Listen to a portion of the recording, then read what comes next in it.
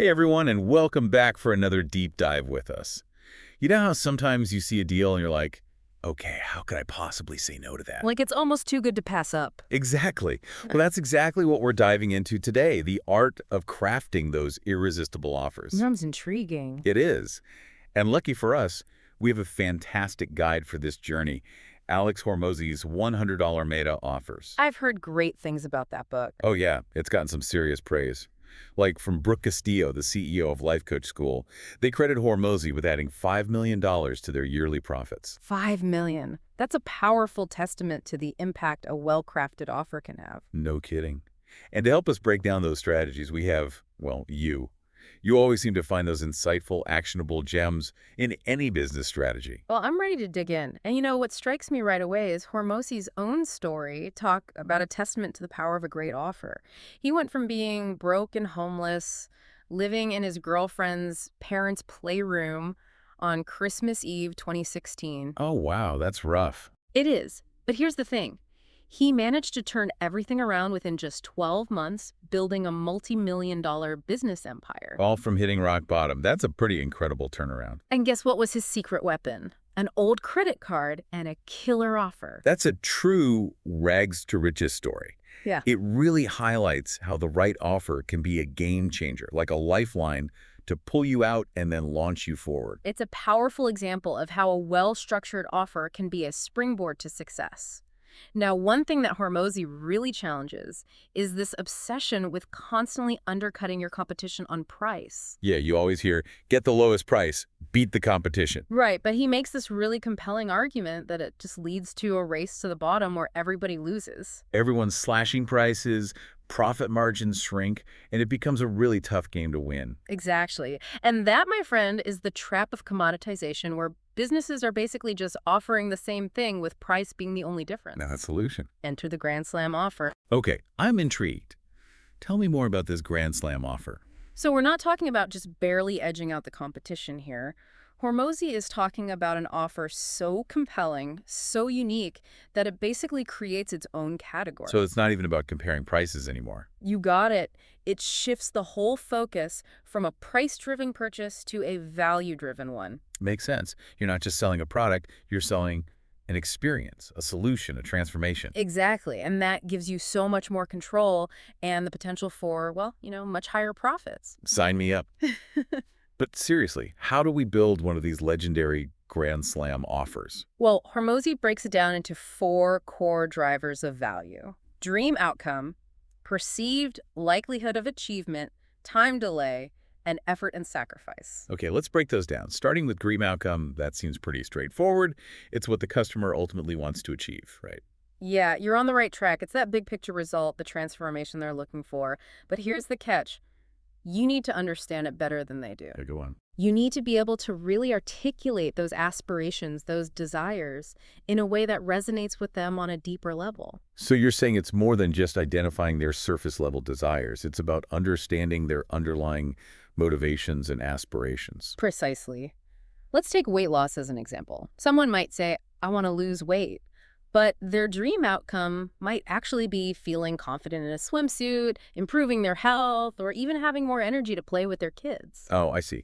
So it's not just about fitting into a smaller size. It's about the positive impact that weight loss will have on their life overall. Exactly. It's about tapping into those deeper emotional drivers. That makes a lot of sense. Yeah. Okay, what about this perceived likelihood of achievement?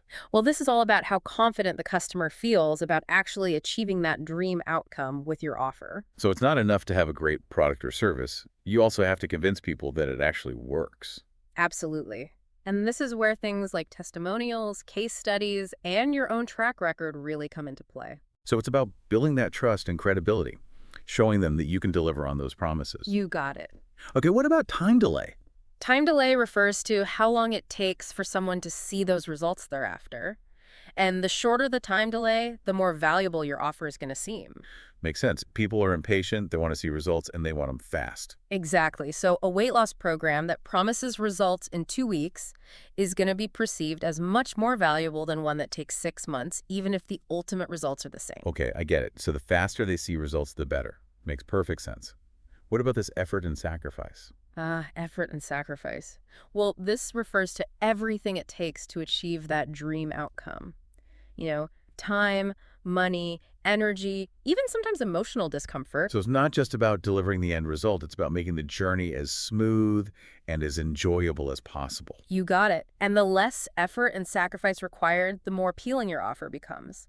That makes a lot of sense. So you're really hitting on all cylinders here. The big picture, the practicality, and the emotional element. Now, you mentioned earlier that Hormozi had this really compelling example of a software company that used these principles to completely transform their business. Oh, absolutely. This story is a great illustration of how powerful these principles can be. They switched to a performance-based Grand Slam offer and saw an incredible 22.4x increase in revenue. Wait, 22.4x? That's like over 2,000% growth? Exactly, a true home run. And what's fascinating is that they didn't just slash their prices or add a bunch of unnecessary features. So what was their secret? They went deep, they understood their clients' dream outcomes, and then structured their entire offer around that. So they didn't just create a product, they created a solution tailored to a specific need. Exactly, and that's what made all the difference. That is so powerful. So it seems like the key takeaway here is to really dig deep, understand your client's needs, and then craft an offer that really delivers on all four of these value drivers. You got it. Wow. Okay. I think we need to pause here for a second and let all of this sink in. That was a lot of information, and it's important to grasp these core principles before we move on. I agree. Let's take a moment to process. Okay, so where were we? Yes, those four core drivers. Dream outcome, perceived likelihood of achievement, time delay, and effort and sacrifice. Those are essential for a killer offer. They really are the foundation, the building blocks, yeah? Exactly. But hold on, before we get too far into the nuts and bolts of crafting the offer itself, Hormozi brings up a crucial point. Let's hear it. Choosing the right market. Makes sense. Oh, absolutely. You could have the most amazing offer in the world, but if you're targeting the wrong people, it's like, what's the point? It's like that old saying, selling ice to Eskimos. Okay, I get the analogy. You can have the best ice in the world, but if the Eskimos don't need it, Exactly. You're not going to make any sales. So how do we avoid that trap? I'm all ears. Well, Hormozi lays out these four indicators, things to look for when choosing a market. First up, massive pain. Okay, that makes sense. So we're talking about a market that has a real problem, a need that they desperately want to solve. Not just a minor inconvenience, but something that keeps them up at night. Exactly. He has this great line in the book. He says, the pain is the pitch. If you can truly articulate the pain that someone is feeling, well, they're much more likely to listen to your solution. Makes sense. Okay, what's the next indicator? Purchasing power. You have to make sure your target market actually has the resources to buy what you're offering. Yeah, they might be in desperate need, but if they can't afford it. Right. It's like the desire and the ability to pay both need to be there. Okay, pain and money. Got it. What else? Targeting. This is all about reaching your ideal customer and doing it efficiently and effectively. So like using the right channels, understanding their demographics, where they hang out online. Exactly. You've got to find those sweet spots, those places where they are, and make sure your message reaches them. Right, and what's the fourth indicator? Growth. Ideally, you want a market that's, well, growing or at least stable. So it should avoid those shrinking markets, like selling, I don't know, typewriters in the age of computers. Precisely. Now, don't get too caught up in finding a market that checks every single box perfectly. It's more about avoiding those truly bad markets, the ones that are shrinking or just have very little potential. That's a good point. It's about minimizing risk. Now, he also talked about the order of importance when it comes to market, offer, and persuasion skills. Oh, yeah, that's a really interesting point. He argues that a great market can actually make up for a mediocre offer or even weak persuasion skills, but even best offer in the world won't save you if you're in a dying market. Yeah, that makes sense. It's like trying to sell, well, anything to someone who just doesn't need it. Exactly. He uses this example, selling hot dogs outside a bar at 2 a.m. Okay, I can picture it. Even if your hot dogs are terrible, you're probably going to sell out because you're in the right place at the right time. Meeting a very specific need, I see. It's all about supply and demand. Precisely. So once you've chosen your market, you need to commit. And Hormozi actually uses this term, niche slap. Niche slap. Yeah, to describe those entrepreneurs who are constantly jumping from one niche to another, never really giving it enough time. Ah, so it's about resisting that temptation to always chase the next shiny object. Exactly.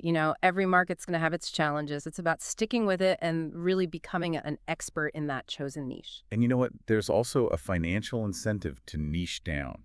Oh, He says really? that riches are in the niches, right? Right, he does. You can often command a premium when you're serving a very specific audience with a really tailored solution. Mm. Like, he gives this example of a time management course versus a time management for B2B outbound power tools and gardening sales reps Okay, course. that's hyper-specific. But that's the point. It's like the more specific and tailored your offer, the more valuable it becomes to that target audience. They'll be willing to pay more for something that truly addresses their unique challenges. Makes sense. Okay, so we've talked about choosing the right market. Now let's talk pricing.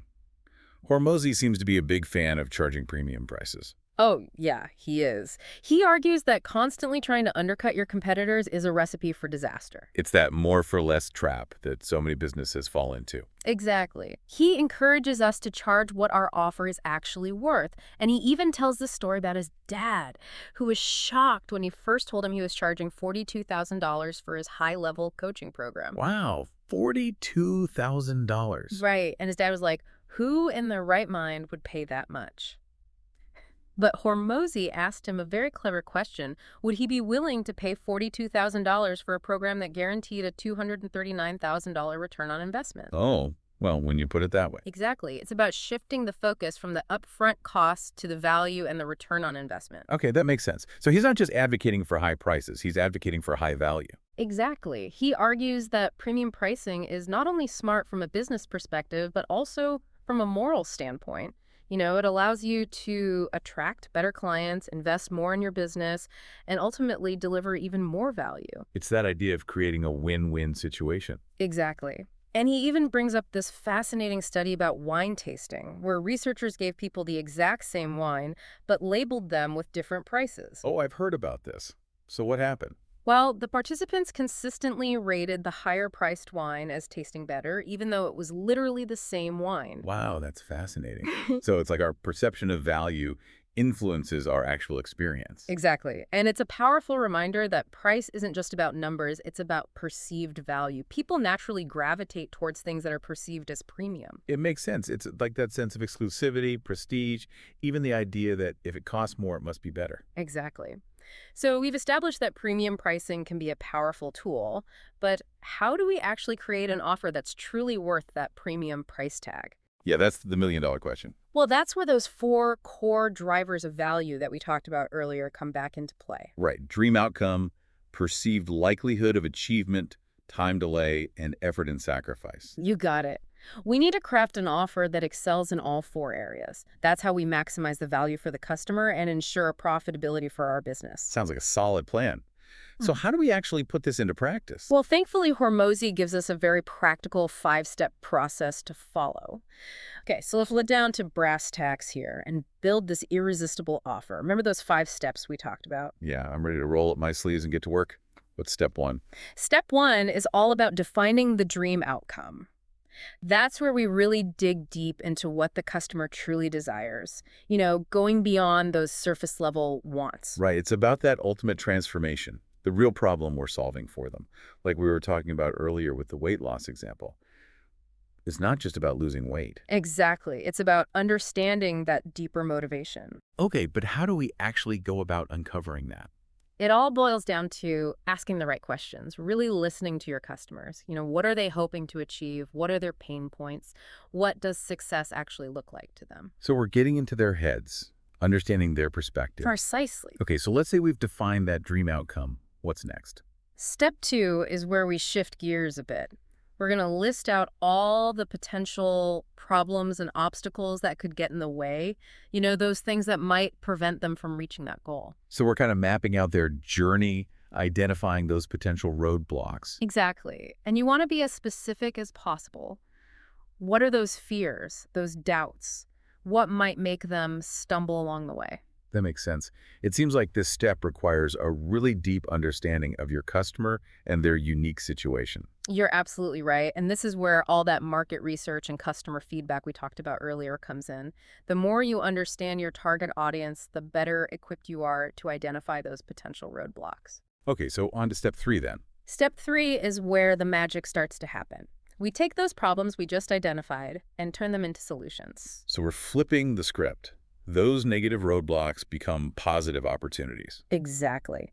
And this gives you this amazing framework for creating an offer that truly addresses those needs every step of the way. So for every obstacle you listed in step 2, ask yourself, what can I offer to help them overcome this? Okay, step 4. Now it's time to get creative. This is where you brainstorm a wide range of potential solutions. Think about different delivery methods, different levels of support, different I formats. remember Hormozi talking about the delivery cube to illustrate Oh, this. yeah, the delivery cube. Yeah, It's this great way to visualize those different ways you can deliver value. Thinking about the level of personal attention, the effort required from the customer, the environment. right. So you might offer one-on-one coaching, group programs, Exactly. online courses, even done-for-you services, each catering to different preferences. Exactly. And once you've got a good list of potential solutions, it's time for step 5. Trim and stack. Trim and stack. I'm intrigued. What does that mean? Well, it's all about prioritizing. You want those solutions that offer the most value while also being mindful of your costs. So you're going to eliminate those low value, high cost options and focus on those that give you the best bang for your buck. So we're looking for that sweet spot, maximum value for the customer and profitability for us. Exactly. And this is where it becomes super important to get that feedback from your potential customers. Ask them, what are they willing to pay for? Which solutions really resonate with them? So it's not just about what we think is valuable, it's about aligning with what the customer perceives as valuable. Absolutely. And Hormozi stresses this point. You've got to address every problem your customer sees as an obstacle, even those small ones. He tells the story about how he was initially hesitant to create an eating out guide for his weight loss clients. Because he thought they should just be cooking all their meals at home. Right. But then he realized that ignoring that concern, well, he was losing customers who simply weren't willing to completely give up eating out. It makes sense. So he created the guide, and guess what? Sales increased. Sometimes it's those little things that can make all the difference. It's about eliminating those barriers, making your offer as frictionless as possible. Okay, so we've got our offer, we've tackled those objections. What else can we do to make it even more irresistible? Well, this is where all those tactics we talked about earlier come in. Scarcity, urgency, bonuses, guarantees. Oh, and we can't forget the MAGIC formula for naming your offer. Absolutely. That's a great way to make your offer stand out. So now you've got this high value offer, all those enticing extras, but there's one more crucial piece to this puzzle: What's that? execution. You can have the greatest offer in the world, but if you're not putting it out there, promoting it, it's not going to matter. He even shares that story about hitting his first $100,000 in sales and how validating that was. It's a huge milestone, it proves that your hard work is paying off. He encourages his readers to find their own path to that first $100,000, a crucial step in building a successful business. And he reminds us that it's not about getting rich quick. It's about building something sustainable, creating long-term success. Exactly. It's about building a business that provides value, that, allows you to live a life of freedom and abundance. And crafting irresistible offers is a huge part of that. I love that. Well, I think we've really covered a lot of ground today. We talked about those core drivers of value, the psychology of scarcity and urgency, the art of naming your offer, and of course, the importance of execution. It's been quite a deep dive into $100 emitter offers, but hopefully our listeners have walked away with some valuable insights, things they can actually start implementing right away. Definitely. And we've only just scratched the surface here. We encourage everyone to check out Hormozi's book for even more insights and strategies. Even those small tweaks to your offer can make a huge impact. Absolutely. Keep experimenting, keep iterating, and keep those offers irresistible. Well said. And that wraps up another deep dive with us. Until next time, keep learning and keep growing.